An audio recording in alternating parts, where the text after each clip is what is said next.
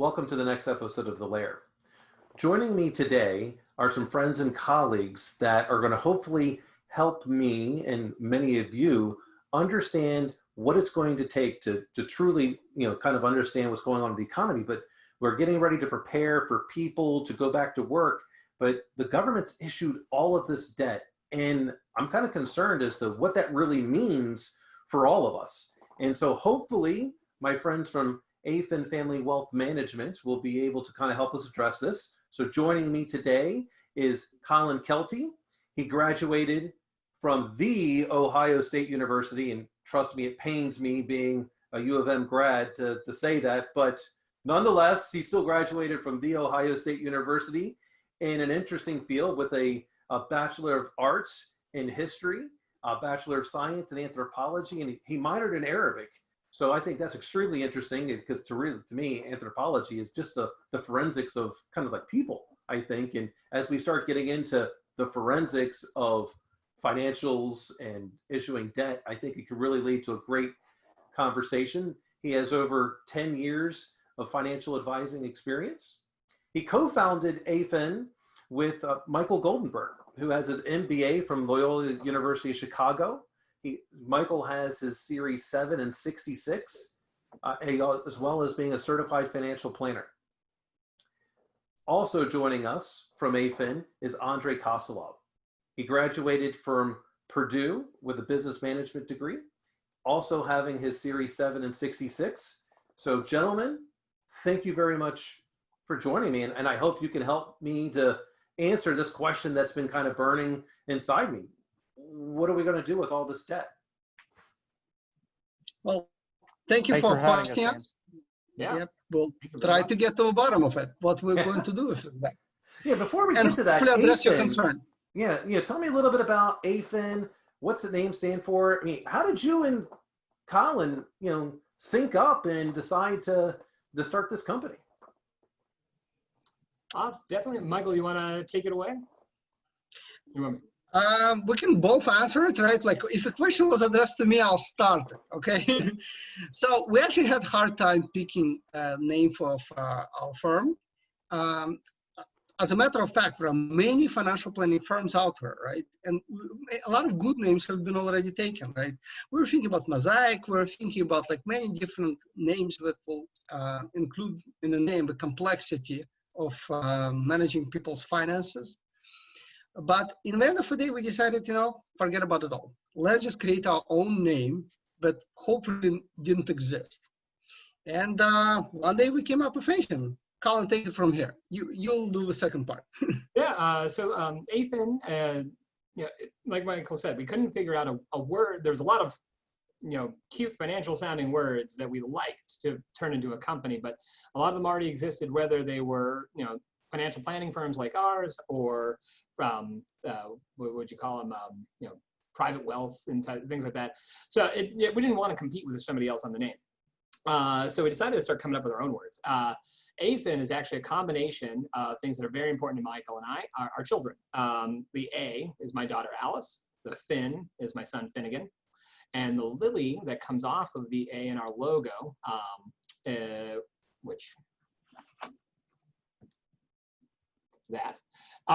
is Michael's daughter Lily. So we integrated all three of the kids into the name. Can't have any more, otherwise we'd have to change the name of the company.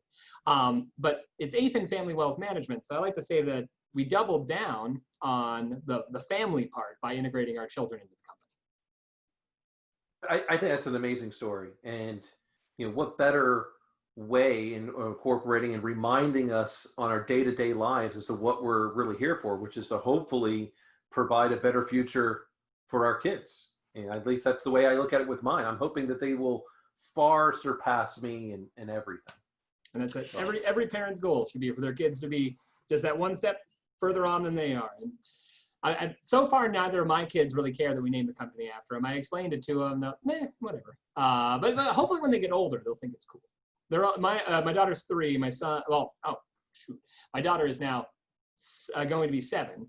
My son, who is 3, is going to be 4. So, it flies. And Michael's daughter, Lily, is 7? 8? Yeah, she just turned 8. That's right. She was at her birthday. Wow. Yes. I must say, I want to add a little bit to that word family, right? Some of people mentioned to us, maybe you shouldn't include the, family wealth management in the name, especially in this world where you don't want to offend anybody. But I must say that we thought about it and we still decided to stick with the family, because family means different things with different people, right?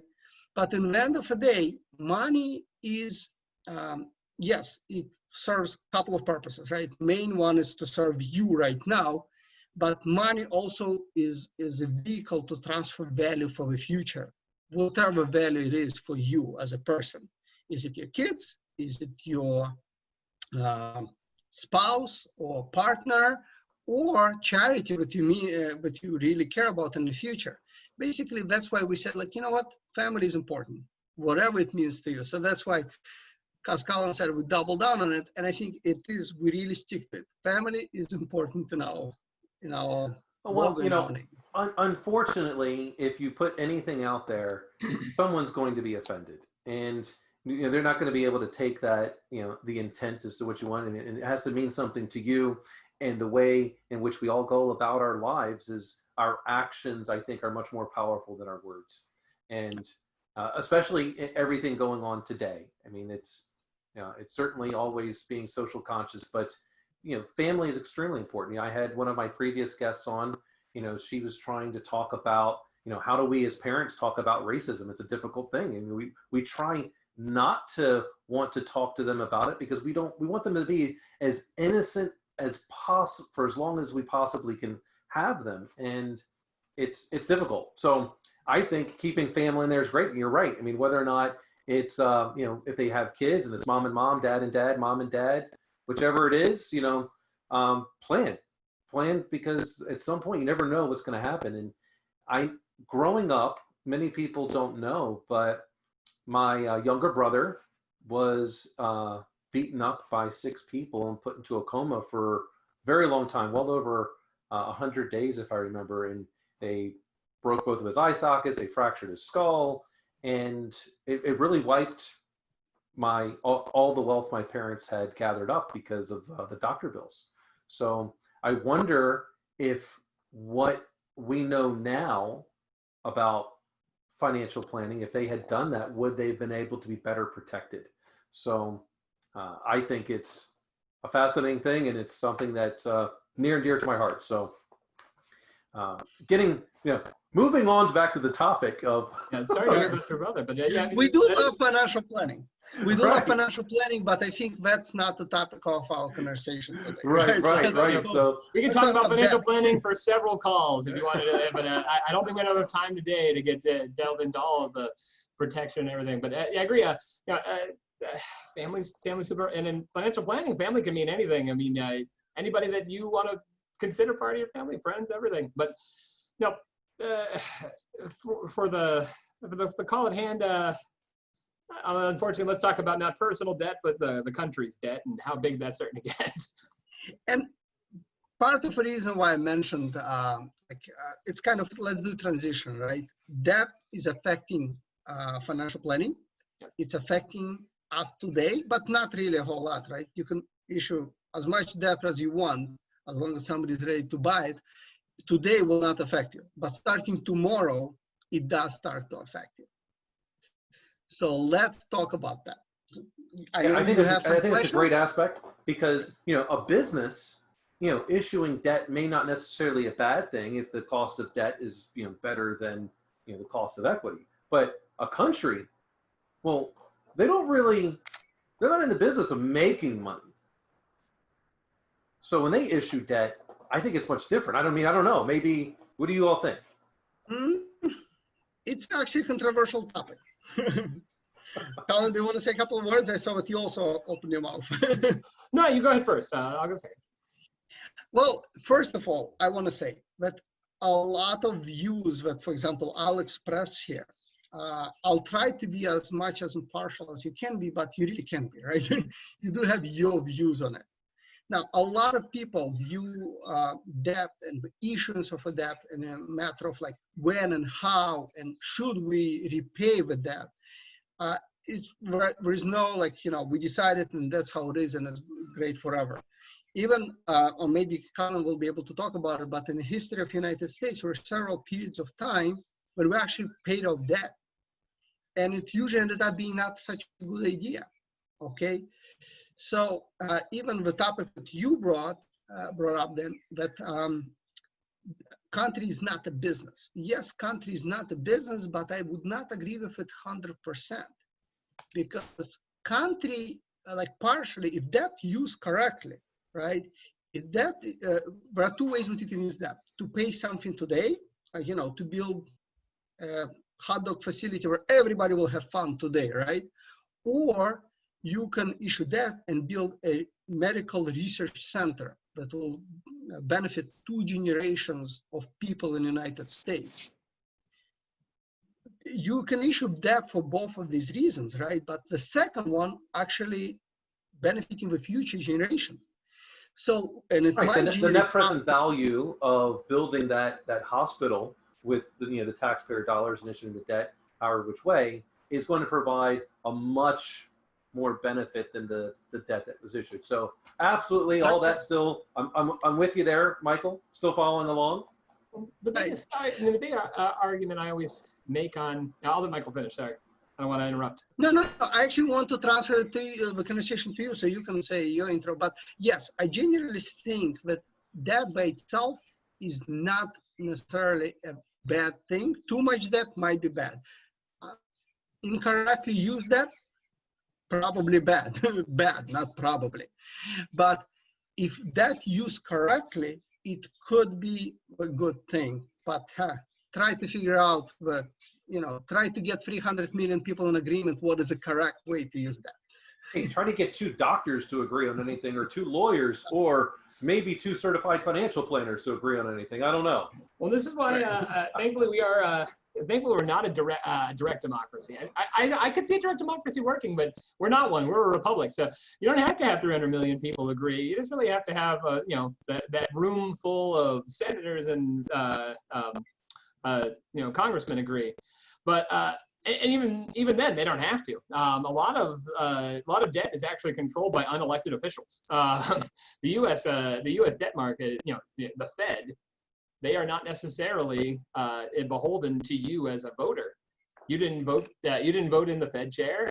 He was appointed. You had something to do with him getting there by who you selected for your congressman, your president. There's some correlation, but the majority of how debt is handled in the United States is done by people who are either appointed by the president or appointed by a group of bankers. The way I always look at debt, and the argument that you hear from politicians a lot, is that the U.S. should run its debt like a household, like not even just a company. They reduce it down to where the U.S. should be like me paying my bills at a household, trying to make that all line up, and then not over exceeding the amount that I bring in and spending more money on a credit card. Personal finances and government finances are completely different, unfortunately, because the only way that analogy works is if I had a printing press in the basement and I could continue to make as much money as I felt like, so long as everybody kept accepting that money was real. Because the U.S., I come at this from a historical standpoint, the U.S. is in a position that few world powers have ever really been in, from a both military and financial side. We're not going to get into the military side, but just the financial, domination of the U.S. dollar, financial domination of the U.S. debt. There is no real, strong competitor that has enough, safety and oomph to outcompete the U.S. debt in the market. So the U.S. can continue to print debt at the rate it's been doing without ever really running into a point where nobody wants to buy it. We're $500 billion in new bonds being issued every week right now. It's huge.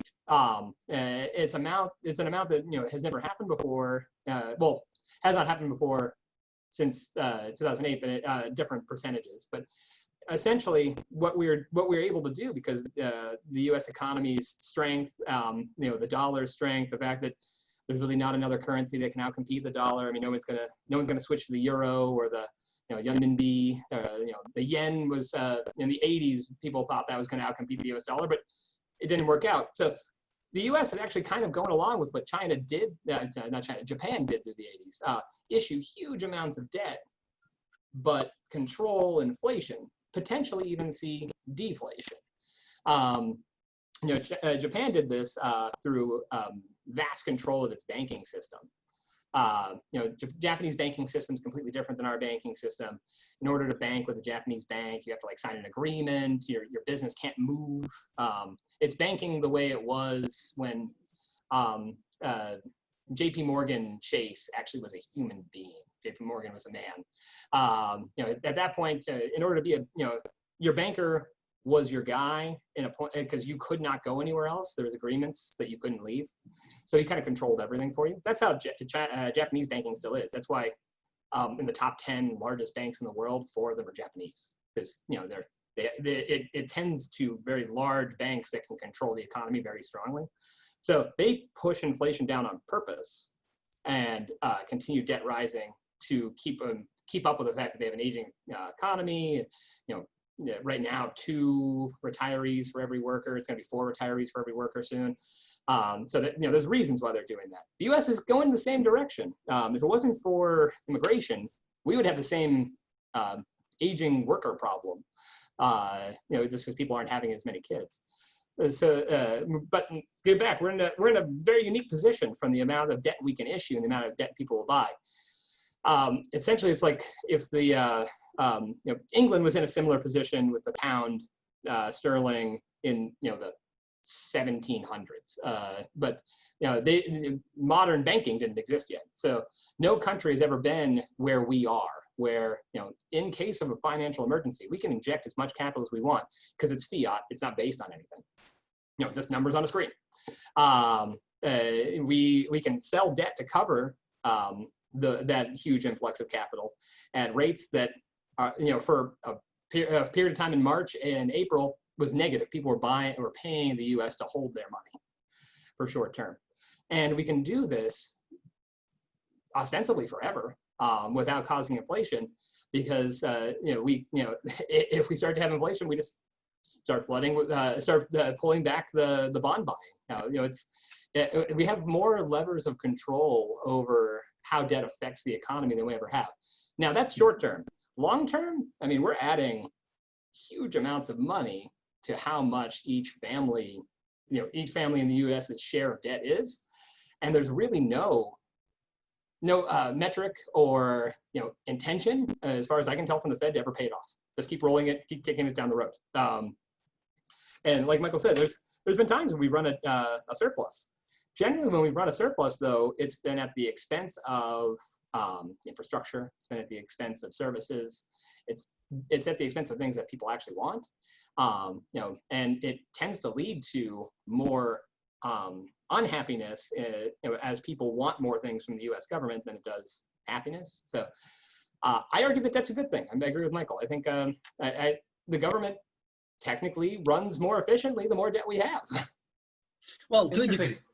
Right, so one of the questions, when you just brought something up, I'm just curious, do you think the United States will ever issue a negative interest rate like they're doing in the home markets for, or what is that, in Sweden? You mean like negative interest rate mortgages and things like that? Yeah. No, the U.S. banking system doesn't really lend itself to it. I would buy it all day long. I would love to have my mortgage pay me interest. Denmark did it. Japan's done it.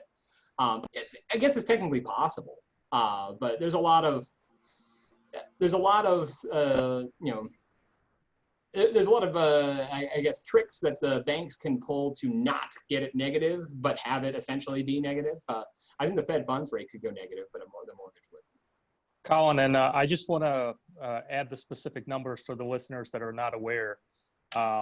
So currently, very recently, within the last 24 to 48 hours, we've actually crossed the $26 trillion mark for the national U.S. debt.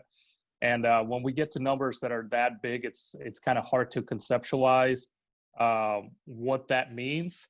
So just as an example, I want to put it in terms that everyone's going to understand. So 1 million seconds is about 11 and a half days. So, a little bit less than 2 weeks. 1 billion seconds is about 31.7 years. A trillion seconds is 31,700 years, roughly. And we have 26 of those. So the difference between a million, a billion, and a trillion is, while it's hard to conceptualize, it's really tremendous.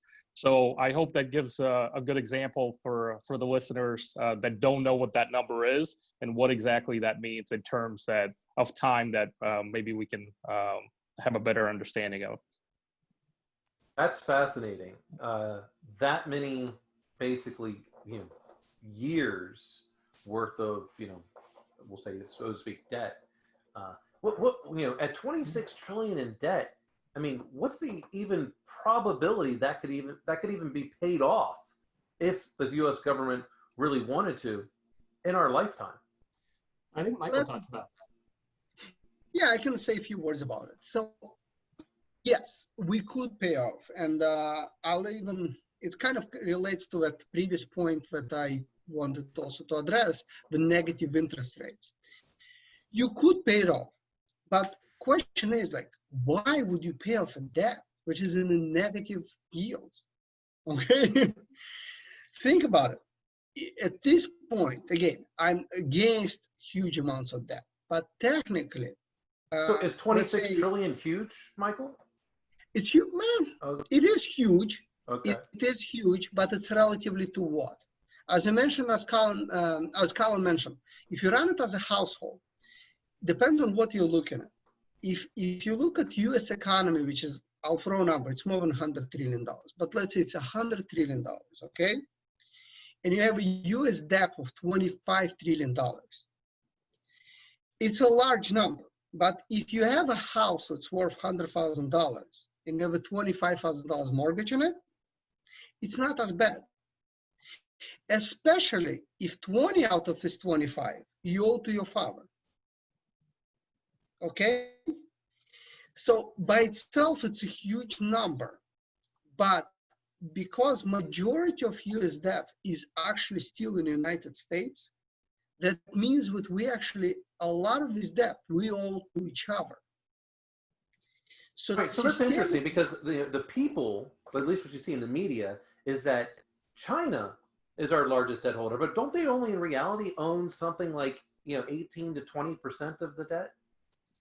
I don't have exact numbers in front of me, but I actually looked it up. It's less than 20, and it's also kind of a fake number too, if you want, because China as a government does not own 20% of the U.S. debt, but China as a government and the Chinese people, so people who are individuals in China, own nearly 20% of the U.S. That's a good point. Because it's really a popular investment if you're in a place where the banking system is controlled entirely by the government. It's a popular investment to use short to mid-term treasuries, buying U.S. debt as part of your portfolio if you're a millionaire or billionaire in China. And some of the richest people in the world are in China. So those people are putting huge amounts of money. Now, as far as we report it, the Chinese government owns everything. But it's kind of odd because we don't do the same thing when you talk about how much U.S. debt the Eurozone owns. So we don't aggregate how much debt is owned by individuals in the U.K. into how much debt the U.K. actually holds of ours.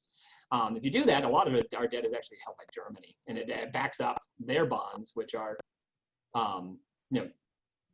even lower in interest rate than the U.S. We're in the negative yields. We're seriously in negative yields right now. But right. sovereign, and then the Social Security fund basically is one of the debt holders to this too, right? Yeah, majority of debt. Sovereign debt is a strange animal because our debt backs up the debt for other countries, and those other countries issue debt at even lower yields, but it's fine because it's backed by the U.S. debt. So essentially, sounds like a pyramid scheme. It's a giant Ponzi scheme. I mean, all the money we throw in as taxes. And I looked it up a while ago. It's probably outdated now, but the highest percentage debt has ever been to the U.S. GDP was back in 1944 because combination of World War II and coming out of the Great Depression. And at that point, it was like 20. Hold on, I'll actually look it back up. I have it saved somewhere. At that point, it actually got to like 21.2%. That was the deficit over the GDP. So now, our deficit over the GDP for 2020 is estimated, to get to 17.9%. And we should actually pay that down. So, we should see, because some of those things will come due, we'll issue new longer term debt. So we're projecting that as we come out of COVID, we should come back down to somewhere around 9.8% in 2021, which great. I mean, the average over the last decade has been between 6 and 4, percent of our debt compared to our GDP. And GDP is supposed to expand. So part of the reason those numbers look so bad is the GDP for 1944 was considerably lower than the GDP usually is, thanks to the Great Depression. It accelerated faster than it ever has in history because of the military-industrial complex. So by 1947, we were running a surplus. But I don't expect that to happen for this year. There's really nothing to accelerate the GDP that fast. But we should get back down to where we were in the early 2000s to 2006, somewhere around the 3 to 4% of our GDP is spent on debt. And we have more of a budget deficit than we'll have. Part of that's also we cut taxes. We cut taxes and did not offset it with any income to the government. And that math just doesn't work. So let me add something. So yeah, you basically bring us to a point where we kind of started asking. And I think I don't want to confuse our listeners too much with like ratios of debt to GDP and all of that. I'll try to stay away from these as much as possible. I'm trying to keep it as jargonless as possible. but generally, yes, you're bringing us back to this point, right? So and then you ask a question. Could we pay it off? Yes, we could. Okay, how you pay it off is very simple. You cut your expenses, so basically cut the services that you provide, and you tax people more to bring more money in. It can be done. Okay, do we want to do that? Not necessarily. Probably not. Right. Be a revolt I don't not if you want to stay in office as a politician. Exactly. So politicians especially don't want to do that. And me personally, I don't want my taxes to go higher, especially on benefits that I might not get any from that, right?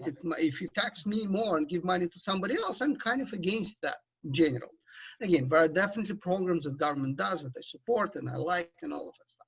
So again, so generally to answer your question, could we pay it off? Yes, we could. Should we pay it off? I don't think that we should pay everything off, okay? Especially in an environment like this, a government issued more debt. I think it's a good debt, okay? Because this morning I spoke to multiple clients and a couple of them are business owners. And then unlike 2008, they're not panicking, at least are not panicking as much. Because of all these PPP programs, you agree with it or not, because of these checks that were to mail to clients, businesses are not suffering as much because we got that infusion of cash into businesses. So although we're not producing much right now, the debt was issued to sustain these businesses over the next few months, and it works. Okay, so as of right now, we have more debt that we could pay off and not necessarily, we don't necessarily have to do it. And one more point that I kind of, an interesting point to me that I found in recently that happened. What Fed did, right? Like if you look at 10-year treasury that was in January, I don't honestly have the numbers in front of me, but 10-year government debt treasury was definitely over 2%. I don't remember exact number, right? Depends on what day in January you're talking about. Right now it's around 0.7. Okay, so government said that we will be buying bonds, high yield bonds, a lot of we issued a bunch of programs to buy pretty much anything to infuse more money into the system. But one thing that I found very interesting, they were buying also government debt at 1.5%, at 2%, 2.25%, whatever we were buying. I didn't check their checkbook.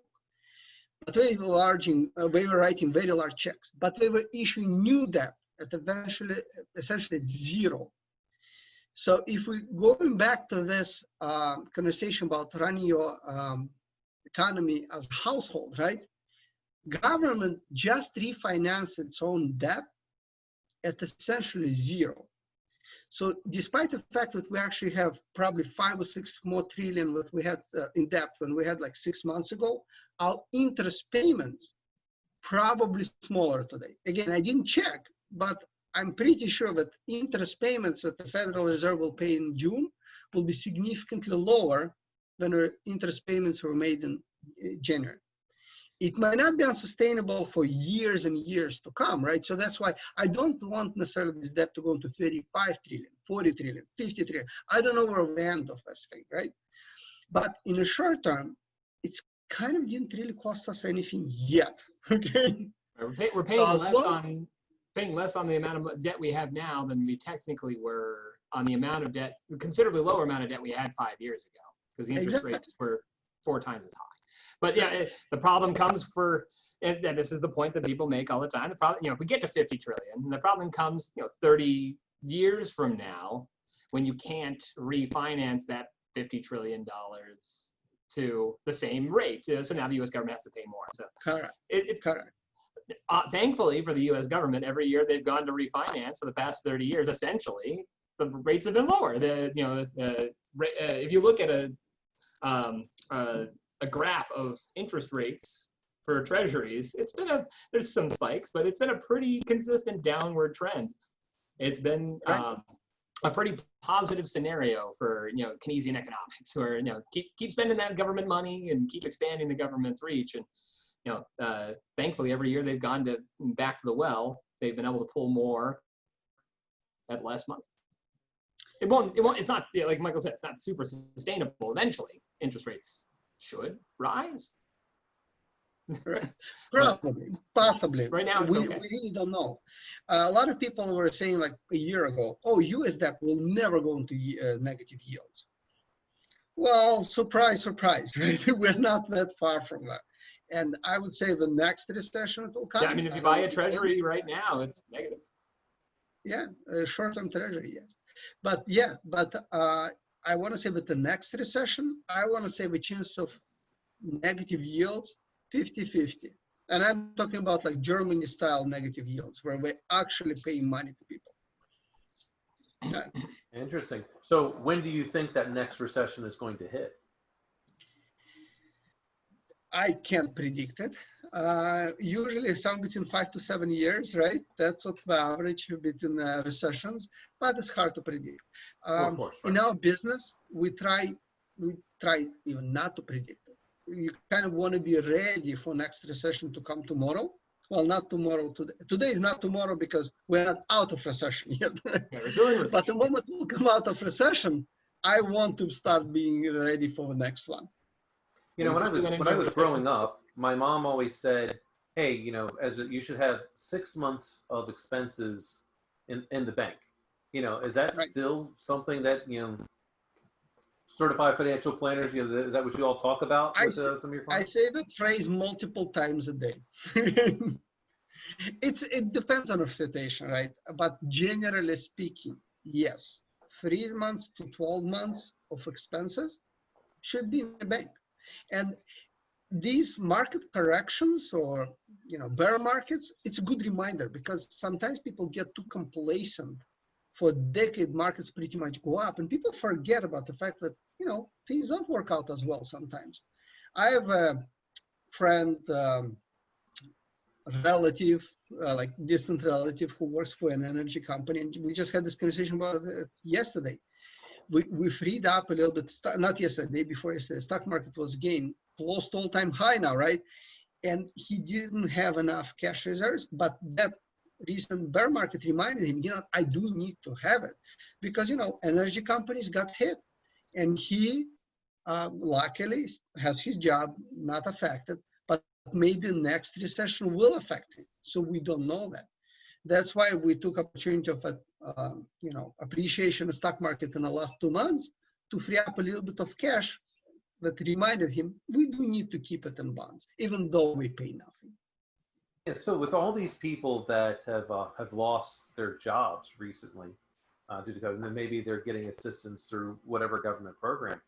Do you think when we're able to open back up that is it going to be an all of a sudden surge that they all have a job back, or what do you think is going to happen? Because the way I'm looking at it, I think a lot of these smaller businesses, even though they've got some type of protection that's happened, I don't know that a lot of them are going to make it, and I think our unemployment's still going to be pretty high. But I think it's one of the things that I think is interesting is we talk a lot about the pressure, the negative pressure on a smaller business, but I honestly think a lot of the smaller businesses will make it through this somehow or another, because the owners of those smaller businesses don't necessarily have another choice. They have to find a way through, whether it's through continuing stimulus packages. There's going to be some attrition, but the closures that I see are more on the large size. We see some really large restaurant chains go out of business. I was a Sweet Tomatoes fan. It's gone. Any restaurant that focused largely on buffet is not going to make it. Those types of restaurants aren't going to survive. McDonald's is closing some stores. I read yesterday that Starbucks is closing 400 stores, and that's a huge employer. I mean, the 400 stores being closed by Starbucks far outweigh the restaurants that won't reopen their doors, the mom and pop restaurants. So, and I think that's more a business decision than it is this restaurant wasn't, Starbucks was not going to go out of business, but they're just not making enough money on having those stores shut down and just doing takeaway. So it doesn't make sense for them to keep them. So, we talk a lot about how it's going to affect small business, and Michael and I work with a lot of small business holders. The PPP came in at the right time, whether people agree it should have been there or not. There's a lot of small businesses that 100% would not have been reopening their doors if it didn't exist. I would not be surprised if there's some more, it becomes more and more liberal over time on how you're going to pay back those PPP funds, Paycheck Protection Plan. I'm also not going to be surprised if it becomes more and more easy for businesses to get their emergency loans forgiven as well, outside of the PPP. I expect a lot of those companies that furloughed employees to bring back them as soon as they can. Small businesses will be much quicker to bring back their employees than large businesses. If you're we've seen this every time there's been job cuts. The larger the business, the more work they put on the people who stay, without give them a better title, but don't give them a pay raise, because it helps the bottom line. In 2008, a lot of companies realized that in 2009 that they could do the same work with 2 people that they were doing with 6, just overwork those 2 people as much as they could. I expect to see a fair bit of that, but one of the things that's interesting is that that's really at the level of production and I guess sales, things like that, because everybody else could work from home. So there's a lot of furloughing and a lot of working from home where people are maybe taking less, they're getting paid less, but with the expectation that in 2 months, 3 months, they're going to be paid the same amount. So that's going to be an artificial number that'll show huge amounts of people being back at work, because all those furlough contracts will, either put people back to work or give them severance. It'll be large severance.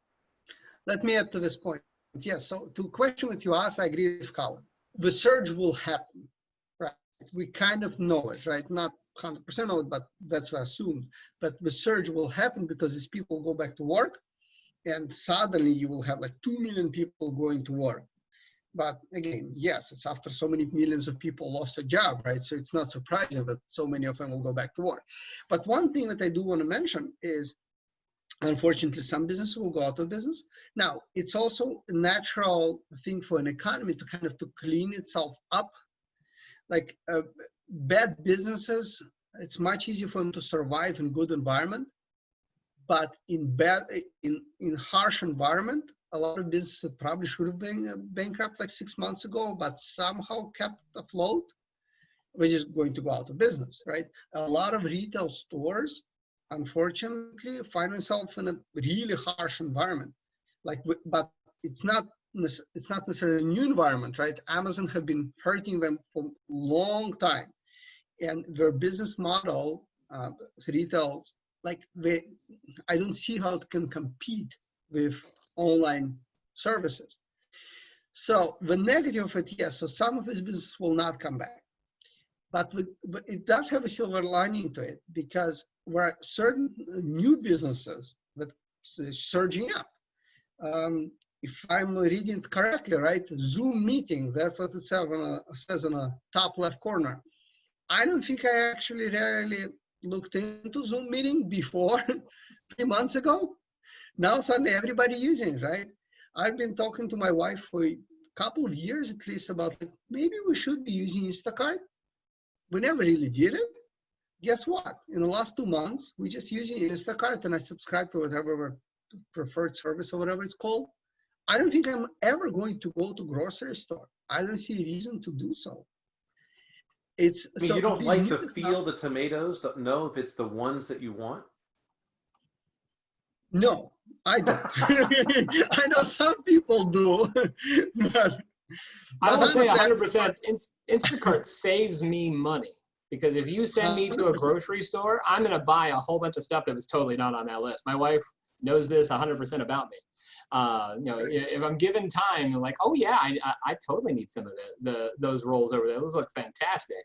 Yeah, I'm going to go get some smoked salmon or something. You know, just things that I think sound good, because you know, being sent to a grocery store hungry is me.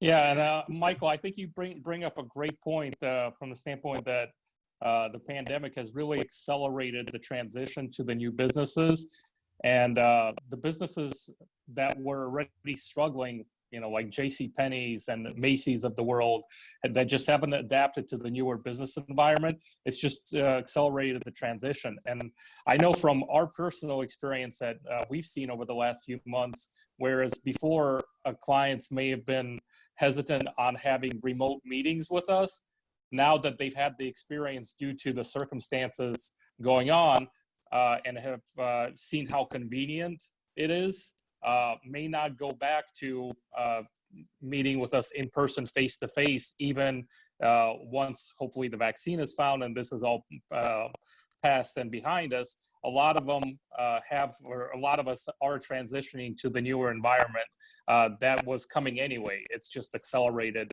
the process. Yeah, whenever JCPenney went out of business, I was surprised they were still in business to begin with. Exactly. Oh, I thought you were already gone.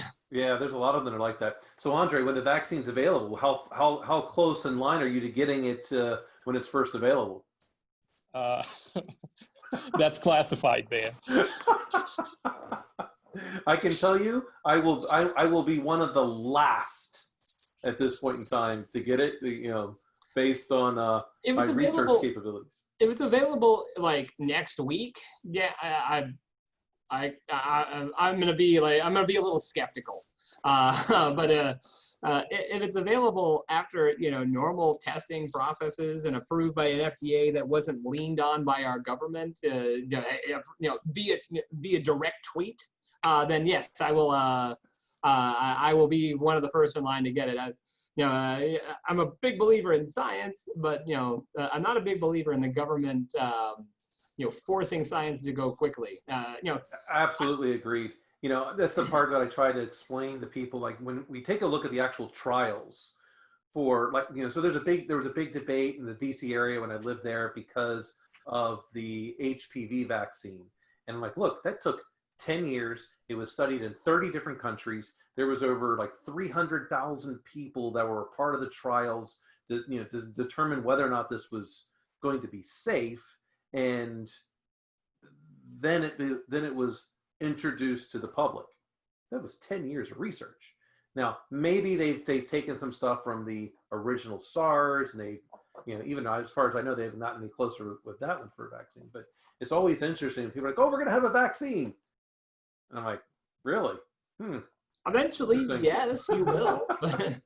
Eventually. I would think there would probably be something closer to a Tamiflu-like thing, which will help the short-term immune system rather than the long-term. But, you know, I'm not that kind of doctor either. It's just, you know, I like to read all these crazy. No, I talk to our clients that are doctors, and they think it's hilarious. You know, whatever, vaccine next week. Is like, that's not really how vaccines work. I mean, they're not even sure entirely yet because there's just not enough data.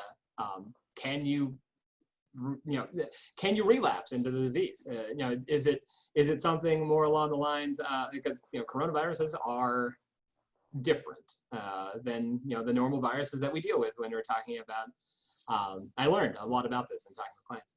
The whole difference between a DNA and an RNA virus and how that affects actually creating a vaccine. And does it act more like chickenpox where it resurfaces 20 years from now, or does it act more like smallpox where it can actually resurface a year later if you don't treat it properly? But I use smallpox as an example. I mean, back even when our grandparents were around, were young, smallpox was a death sentence for a lot of kids. I mean, it was people thought it was going to wipe out the world as we created more and more inroads for it to travel. I mean, that was one of the bigger arguments against globalization.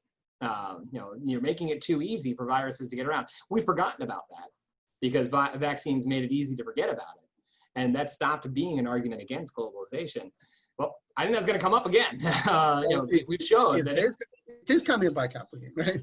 Yeah, it's obviously it is one of the negative side effects of globalization. It's easier for what would have been a small localized population getting sick 200 years ago in China is now the world, because a small localized population in China have connections to everywhere in the world within a matter of hours now. It's just how the world works now. There's no going back. I mean, I don't see globalization going away. I had that conversation with I don't think so. But it leads me to this question of what's going to happen first: SARS variant 3 or a recession?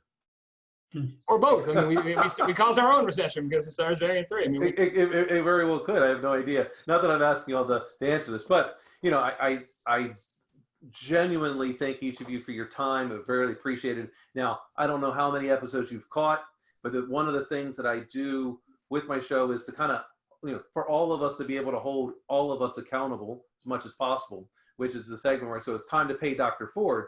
I'd like to know one goal you each have that we can all hold each other accountable to. Personal, professional, whatever it is. Could you clarify it? Sorry. Yeah, just any goal that you may want to have done in the next year. So hopefully when I convince you all to come on again, we can get a follow-up on whatever that goal is. So for me, my goal is I'm continuously trying to improve in my podcast and how I can get better. And I'm trying to learn more search engine optimization and the keyword searches. So that's a goal is for me. I want to become proficient, so which will better help me to understand marketing and have a better appreciation for the marketing people I have to work with. So that's my goal. I want to become more proficient in search engine optimization. I got to go. So Andre and Michael both know this. One of my longer standing goals is to run a marathon in all 50 states by the time I'm 50. Well, COVID messed up my marathon in St. Louis, which messed up my marathon, which would cover Missouri. So that means that provided I can run my marathon in the fall, I've got to run 3 marathons next year to catch up. So that's my goal. I'm going to run a marathon in the fall in Michigan, in Grand Rapids, provided they don't cancel it. I think you should look into Ann Arbor. They don't have a marathon. People that don't like to run. Too much Zingerman's. They deliver, and I get Zingerman's bread delivered on a monthly basis because my wife loves me and knows that that's what I want for my birthday. But I will run one in Michigan. I'm going to run the one in St. Louis. I'm going to run something in the fall, but I'm going to have to run one in between there. So if we talk again in the fall, I'll run one. If we talk again in the spring, I'll run a second. And then if we talk again at the end of the year, I should have run 4 marathons between there and then. I may not make it alive, but I mean, if Eddie, was it Eddie Izzard? Eddie Izzard ran a marathon a day for 365 days to prove he could. The actor. There's also a French guy who did it. If they can do that, I can run 4 a year. I think so. Now they full marathons, like the 26 miles? 26.2. It's the 0.2 that gets you. Yeah. Nice. That's great. I like it. All right, Andre, Michael. I'll go next. Okay, yeah, sure. I mean, I would say mine is also a fitness goal. I'm definitely not as good of a runner as Colin is, but at one point in time in my life, I want to have the possibility of doing an Ironman, but in order to do that, I have to be able to swim 3.4 miles, and that's definitely my weakest link. Within the next year, I'd like to be able to swim that distance to know that I have all three pieces in my bag of abilities, because I know I can at least run or walk the marathon. I know I can bike the 125 or 140 miles, but the swimming is definitely not something I can do at this point in time. So as soon as the pools open in the state, one of my goals is to be able to get in shape and get my technique down to where I can swim 3.4 miles. Is that 3.4 miles in a pool or open water? Well, I would be training in the pool. During the triathlon, they swim in the It's usually open water when you're doing a race. Right. I will clarify. There's no such thing as being good at running. I'm not all that good at running. I'm just good at enduring pain. Okay. Isn't that what Steve Prefontaine said? Yeah, I can just endure more pain than the average person. Terrifying guy. Yeah, I'll go last, right? And I was thinking, it's kind of hard time for I'm actually a swimmer, and a lot of people tell me to do Ironman, and I was thinking about it, but kind of, doesn't feel like a goal to me, like for me personally.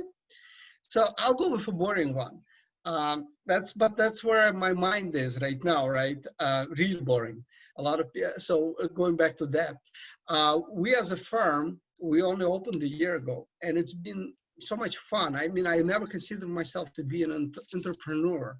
And I kind of don't really still consider myself an entrepreneur, but it's been an interesting experience.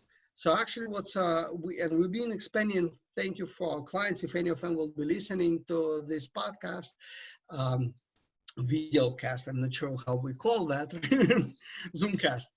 So, but I want to say that we actually working on an interesting concept for us, to incorporate taxation inside of our practice.